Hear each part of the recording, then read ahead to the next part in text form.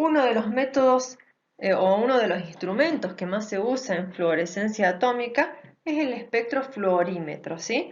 Acá les puse una foto, pero más que nada para que vean que en este equipo ya viene adaptado el procesador de señal y de lectura con todo el resto del equipo y por eso se hacen equipos mucho más caros y mucho más complejos que el espectrofotómetro de absorción de llama que les mostraba anteriormente.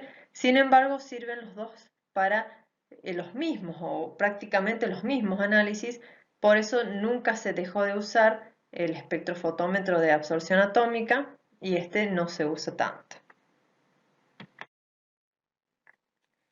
Sin embargo, existen algunos elementos traza, como es el selenio, que son muy difíciles de determinar con otras técnicas y que a partir de la fluorescencia atómica se vuelve más sensible su determinación. Entonces, por ejemplo, para selenio sí se puede seguir utilizando la espectrofotometría, la espectrometría de fluorescencia atómica. Bien, pasamos ahora a otro de los fenómenos que vimos, que son los fenómenos de emisión. En este caso se llamaría entonces espectrometría de emisión atómica. Tienen baja susceptibilidad a las interferencias químicas, porque ya vamos a ver que una de las fuentes que se utiliza de radiación, es decir, para mantener la muestra excitada, es una fuente que adquiere temperaturas mucho más superiores que en el caso de los atomizadores de llama. Por eso, casi interferencias químicas no va a haber porque mi muestra se va a mantener casi pura, digamos, por así decirlo. Una característica, una ventaja de los métodos espectrométricos de emisión atómica es que es una técnica multielementos, es decir, que me permite medir en forma simultánea los espectros de docenas de elementos, o sea, me hace más rápido el análisis. En vez de estar analizando un elemento por vez en una muestra, de una sola vez puedo determinar todos los elementos. Las fuentes que más se utilizan son las fuentes que se denominan de plasma. Estas son las que producen energía mucho más superior que las llamas y por eso se la utiliza tanto en esta emisión atómica donde mi muestra tiene que estar excitada por mayor tiempo. ¿Cómo es el equipo de espectrometría de emisión atómica con fuente de plasma? ¿Sí? En este caso, la muestra se coloca en un recipiente que por supuesto también está acoplado al nebulizador, que es la forma de introducción de muestra. Este nebulizador transforma la muestra en un aerosol y lo lleva hasta la fuente de plasma. La fuente de plasma acá parece un mechero, ¿no? Parece la llama de un mechero. Sin embargo, ya les voy a mostrar una fotito de lo que es la fuente de plasma. En realidad la fuente de plasma está formada por un gas que la mayoría de las veces es argón, que gracias a una conductividad eléctrica se mantiene, digamos, cargado eléctricamente y eso es lo que le permite obtener temperaturas muy elevadas. Esas temperaturas pueden llegar hasta los 10.000 Kelvin y estas son las temperaturas que permiten mantener la muestra en estado excitado, o sea, en estado gaseoso y excitado permanentemente. Recuerden siempre que como en la espectrometría de emisión atómica yo no tengo una fuente externa de radiación, sino que mi muestra tiene que estar excitada todo el tiempo porque cuando vuelva a su estado fundamental, esa es la radiación que voy a medir. Entonces, gracias a la fuente de plasma con una temperatura tan elevada, me permite justamente cumplir con este objetivo. Además de esta fuente de plasma, después hay un selector de longitud de onda, porque como se mide la radiación emitida, yo puedo querer, digamos, acortar o acotar ese rango de longitudes de onda y medir una determinada longitud de onda. Después tenemos el detector, el procesador de señal y el sistema de lectura. El flujo que más se utiliza en el caso de la fuente de plasma, perdón, es de casi 1 litro por minuto para el flujo de argón. Justamente como les decía anteriormente, el nebulizador es la forma de introducir la muestra para formar este aerosol que viaja hasta el gas. Ahí el gas lo divide al líquido en gotitas muy finas que pasan y son transportadas hacia el interior del plasma, donde la muestra va a ser excitada y mantenida ahí en excitación. También en este caso de la espectrometría de emisión atómica se pueden introducir muestras sólidas, a diferencia de lo que vimos para absorción atómica, que era más difícil, salvo que se utilizaran los atomizadores electrotérmicos.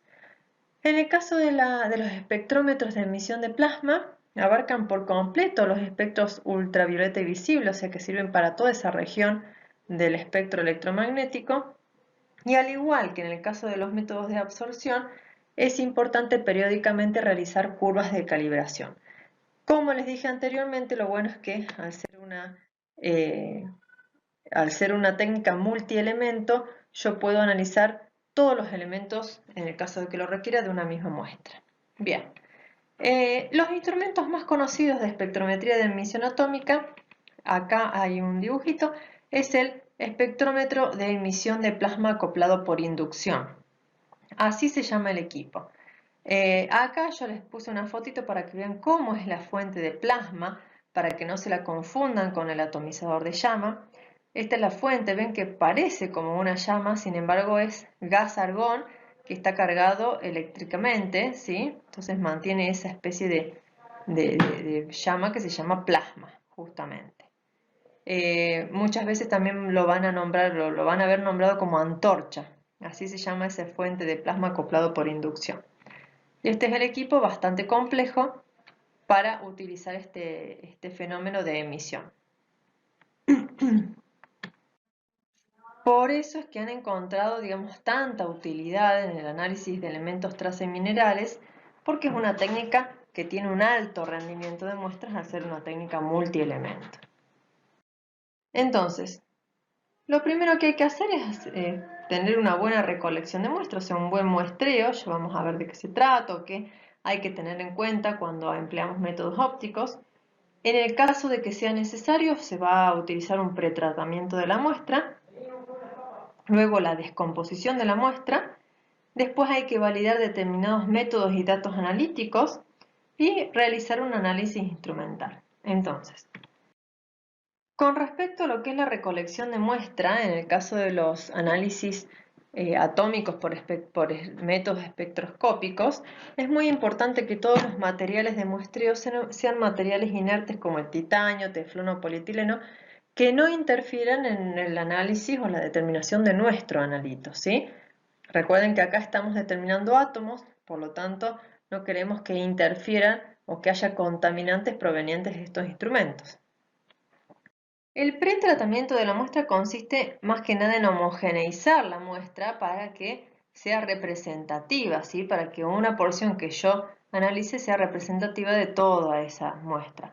Por eso más que nada se utilizan técnicas de homogeneización. Acá puse una fotito de un equipo en donde se coloca una bolsa con la muestra y el equipo va como homogeneizando, moviendo la muestra de tal forma que todos los puntos de la muestra sean homogéneos y así representativos.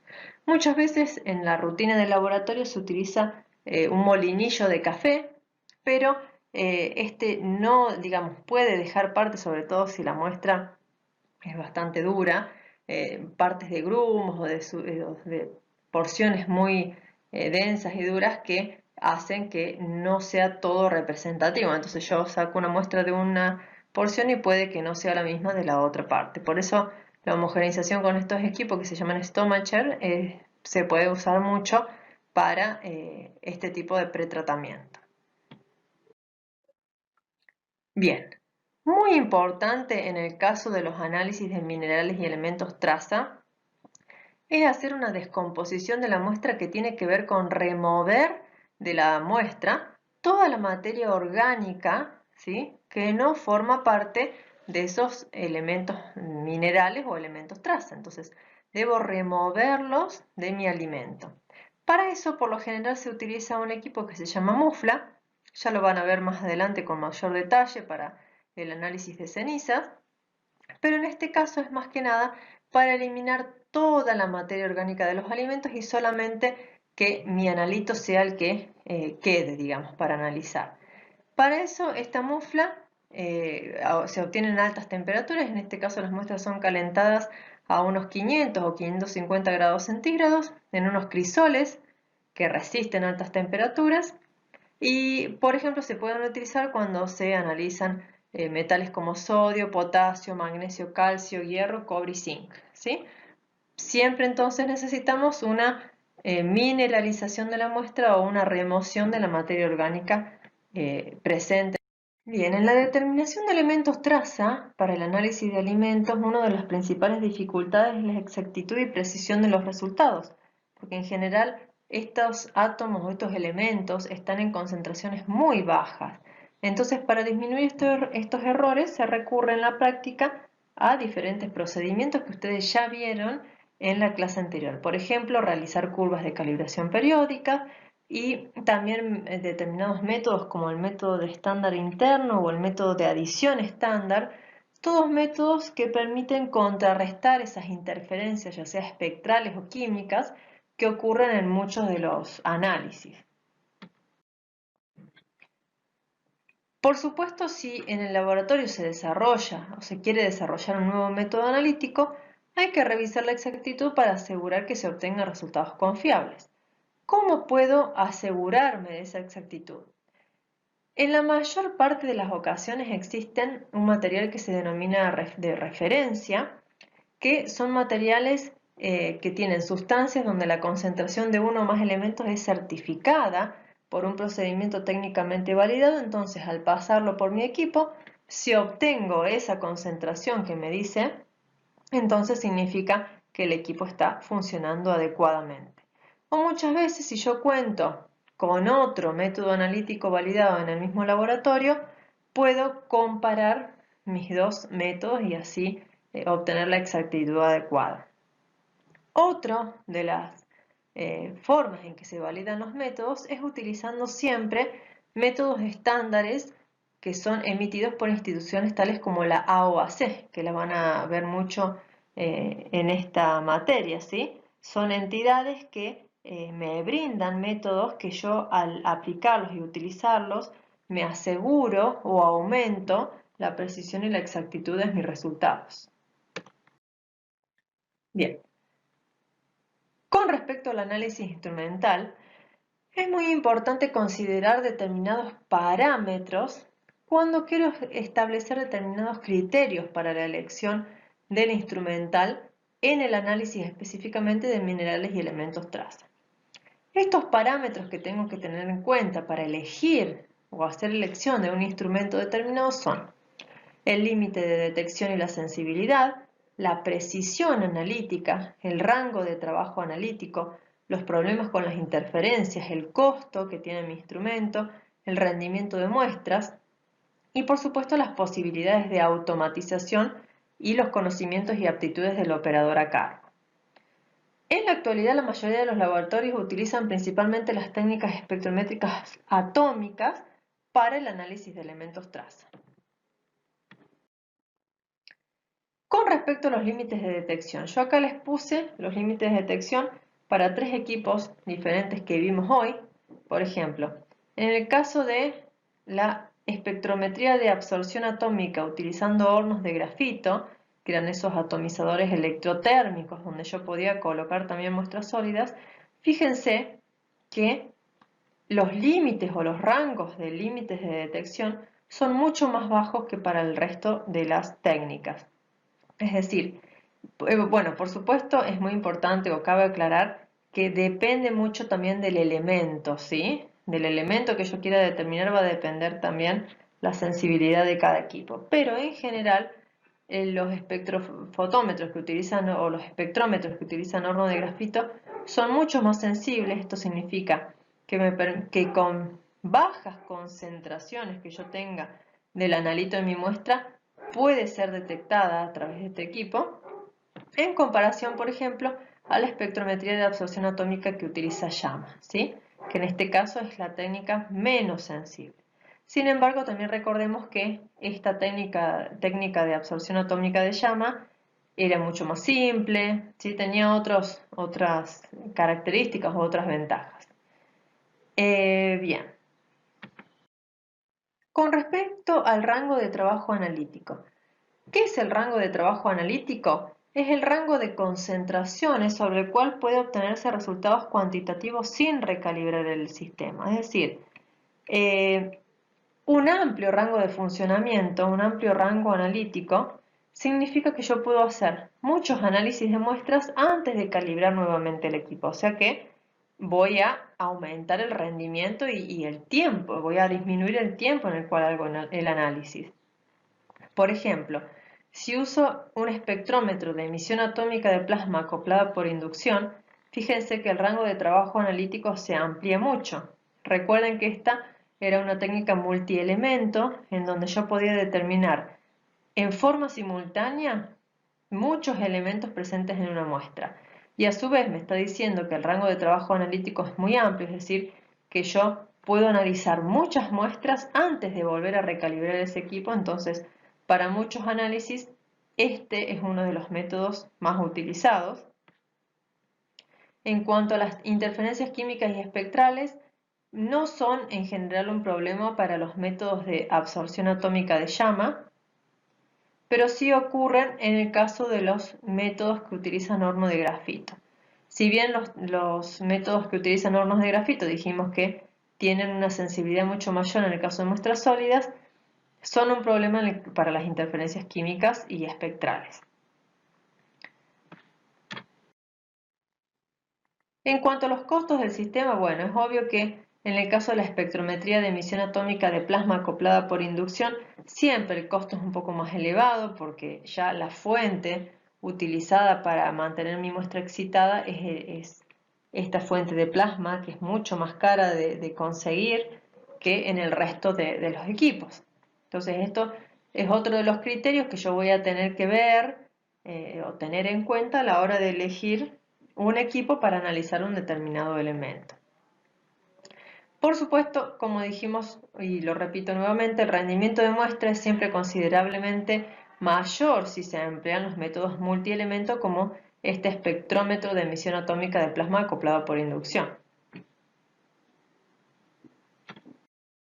También se pueden producir rayos X por transiciones de electrones que están en los orbitales internos de los átomos. Recuerden que yo les comentaba cuando veíamos el espectro electromagnético que esos rayos X, al tener elevada frecuencia pero baja longitud de onda, son capaces de excitar a los electrones de las capas más internas. Entonces, cuando esos electrones de las capas más internas se excitan y vuelven a su estado fundamental, la energía que liberan la hacen en forma de rayos X. Es otra forma de producir rayos X.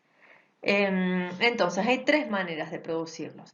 Por bombardeo de un blanco metálico con unas de electrones de elevada energía, por exposición de una sustancia a un haz primario de rayos X con el objetivo de generar un haz secundario de rayos X, eso se lo denomina fluorescencia de rayos X, porque justamente, como todos los fenómenos de luminiscencia en general, dentro del cual se encuentra la fluorescencia y la fosforescencia, son todos fenómenos donde usan una fuente externa para excitar mi muestra. En este caso, la fuente externa ya es de por sí un haz primario de rayos X. Y por supuesto, si excito mi muestra con un haz primario de rayos X, lo que voy a obtener como radiación emitida es un haz secundario de rayos X. Eso se llama fluorescencia. Van a ver que el equipo que vamos a nombrar es justamente de fluorescencia de rayos X. Y después hay otra forma de obtener rayos X y es al usar una fuente radiactiva. Bien, este es un equipo utilizado para la espectroscopía atómica de rayos X. Como les comentaba, acá tenemos la fuente de radiación, que es un haz primario de rayos X. Aquí estarían los electrones, ¿sí? El haz de electrones. Este haz de electrones incide sobre un blanco metálico, acá tenemos magnesio y aluminio, incide allí y recuerden que al disminuir su energía cinética, o sea, al chocar contra el blanco metálico, está liberando fotones de energía, que esos serían los haces primarios de rayos X. Ese haz primario de rayos X incide sobre mi muestra, que está aquí colocada en esta placa.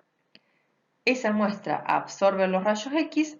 Recuerden que esos rayos X son capaces de excitar electrones de las capas más internas y cuando los electrones vuelven a su estado basal, liberan un haz secundario de rayos X. Entonces, este instrumento es un instrumento de espectroscopía de fluorescencia atómica de rayos X. Luego de que mi muestra emite rayos X, se encuentra un selector de longitud de onda que me permite seleccionar un poco más específicamente el rango adecuado de longitudes de onda que yo quiero analizar. Y después están los detectores y los sistemas de lectura como ya vimos anteriormente. Más que nada la diferencia con los otros equipos es esto, que la fuente de radiación son rayos X ya de por sí, con ese bombardeo de electrones en un blanco metálico para generar este haz primario de rayos X, perdón, que cuando inciden sobre mi muestra generan un haz secundario de rayos X. El principal uso de la espectroscopía atómica de rayos X, específicamente de fluorescencia de rayos X, es la detección de materia extraña o de material metálico presente en materias primas y en alimentos en general ya procesados, ¿sí? Antes se utilizaba mucho el detector de metales y ahora se usa más que nada esta espectroscopía atómica de rayos X para encontrar o hallar cualquier material metálico que haya quedado como alguna forma de contaminante en un alimento. Por supuesto, al igual que en todos los otros métodos que vimos, para incrementar la exactitud, debo usar curvas de calibración con estándar interno, con métodos de adición estándar, todos con el fin de disminuir las interferencias que también ocurren. Muy bien, hasta acá hemos llegado con los distintos métodos ópticos.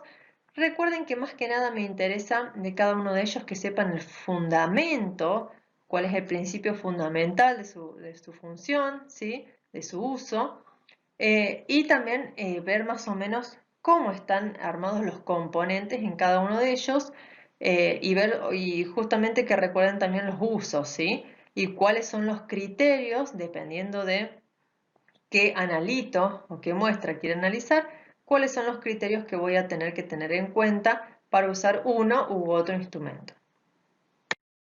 Muy bien, eso es todo. Muchísimas gracias.